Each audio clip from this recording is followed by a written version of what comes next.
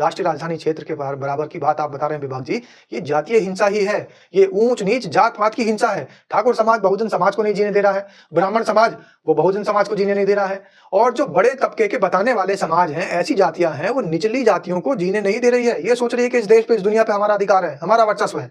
तो फिर ये कौन है? ये क्या कीड़े-मकोड़े हैं? कीड़े-मकोड़ों को भी सही तरीके से सांस लेने की आज़ादी है। आपने तो इनको कीड़े-मकोड़ों से भी बदतर समझ लिया है। तो क्या ये देश के नागरिक नहीं है? क्या देश की मुख्य धारा में इनका हाथ नहीं है? क्या देश नमस्कार, स्वागत है आपका। मेरा नाम है विपिन बेबाक। मेरे साथ मेरे सहयोगी सादाब रिजवी। धन्यवाद साहब। उत्तर प्रदेश में मेरठ स्थित सरदना क्षेत्र के कालंदी गांव में दलित समाज की बारात पर दबंगों ने लाठी डंडों से हमला किया है। दूल्हे समेत बारातियों को बेरहमी से पीटा गया है, जिससे दूल्हे का भाई का सर फट गया। हमलावरों ने दूल्हे की 2 सोने की अंगूठी और एक ब्रेसलेट और उसके चाचा से 2 लाख रुपए भरा बैग छीन लिया। इस हमले में 4 लोग गंभीर रूप से घायल हो गए हैं। महिलाओं को भी दौड़ा दौड़ा कर पीटा गया, जिससे शादी की रस्म बाधित हो गई। बाद में पुलिस की कड़ी सुरक्षा में शादी संपन्न करवाई गई। दूल्हे संजीव ने बताया कि ठाकुर बरादरी के दबंगों ने बारात रोककर धमकी दी कि गांव में सिर्फ ठाकुरों के घर ही डीजे बजेगा, यानी कि अगर डीजे बजेगा तो सिर्फ ठाकुरों के घर पर बजेगा, दलित समाज के घर डीजे नहीं बजेगा। जब बारात ने इसका विरोध किया तो उन पर हमला कर दिया गया। बारातियों को जाति सूचक गालियां दी गईं और उनके साथ मारपीट की गई। हमलावरों ने कार से बारातियों का पीछा किया, जिससे डर कर बाराती सरदना थाने पहुंचकर अपनी जान बचाने की उन्होंने गुहार लगाई। बारात में आए लोगों ने बताया कि हमले में दूल्हे की बहन अंजू को भी काफी चोटें आई हैं।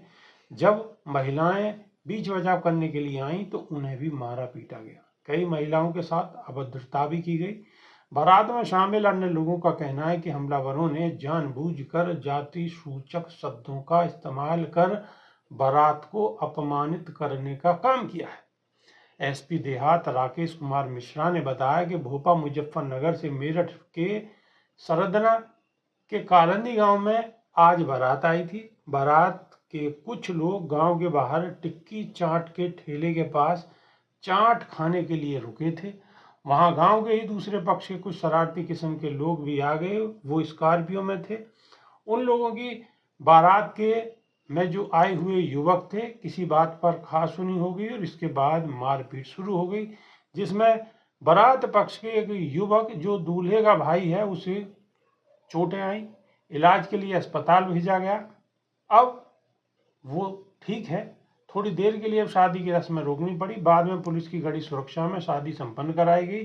तीनों आरोपियों को गिरफ्तार किया गया है। अब तक ऐसी खबरें आपको मध्य प्रदेश से मिलती थी, आपको राजस्थान से मिलती थी और प्रदेश के अलग अलग जगह से मिलती थी, लेकिन अब ये खबरें उत्तर प्रदेश के अंदर भी आम हो गई हैं। कभी आपको मथुरा से मिलेगी, कभी कानपुर से मिलेगी। अभी मुजफ्फरनगर से आपको ऐसी खबर मिली है कि बहुजन समाज के लोगों को प्रताड़ित किया जा रहा है। उनकी बारात में बैंड बाजा नहीं बजने दिया जा रहा, डीजे नहीं बजने दिया जा रहा, बुलेट मोटरसाइकिल पर चलने नहीं दिया जा रहा, बाल कटाने पे यहाँ पे भी दिक्कत हो रही है, मूछें रखने में यहाँ पर भी दिक्कत हो रही है और तरह तरह की खबरें आप दिन रात सुनते ही रहते होंगे न्यूज़ के माध्यम से। लेकिन ये अब उत्तर प्रदेश में भी आम बात हो गई है और सरकार बिल्कुल इस पे मौन धारण करे हुए है। इस पे कोई मजबूत और कठोर कार्रवाई नहीं हो रही, जिससे कि ऐसी घटनाएं रोकी जाए। सादाब रिजवी क्या कहेंगे? उत्तर प्रदेश से भी अब फिर खबर ऐसी आ गई। देखिए, उत्तर प्रदेश से तो आ रही हैं ये खबरें, बुलंदशहर से भी इस तरीके की खबर है।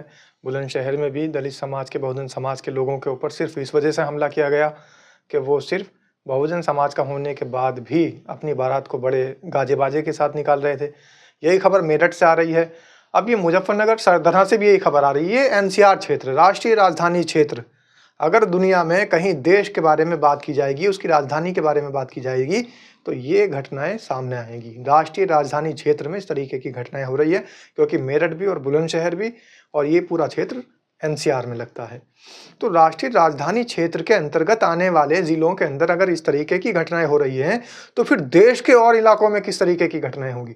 मैं तो कल ये देख रहा था, हमारे एक संवाददाता ने जब जाके पब्लिक में एक पब्लिक ओपिनियन किया, तो वहाँ पर एक व्यक्ति ने एक इतनी अच्छी बात कही। वो बात ये थी कि अगर इस देश के अंदर मुसलमान ना होते तो हालात बहुत बुरे हो जाते। उससे रिपोर्टर ने पूछा, भाई मुसलमानों की क्या इसके अंदर अहमियत?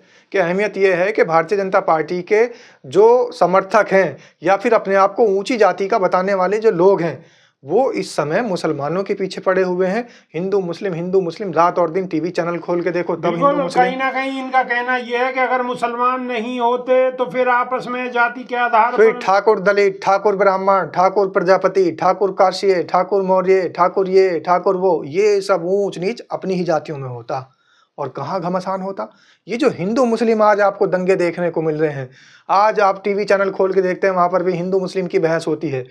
देश दुनिया के कोने के अंदर अगर कहीं भी देश की, हमारे हिंदुस्तान की, भारत की, इंडिया की बात की जाती है तो सांप्रदायिक हिंसा की बात की जाती है। फिर क्या होती? फिर जातीय हिंसा होती, जातिगत हिंसा होती। जैसे कि जातीय हिंसाओं का बीज बोया जा रहा है।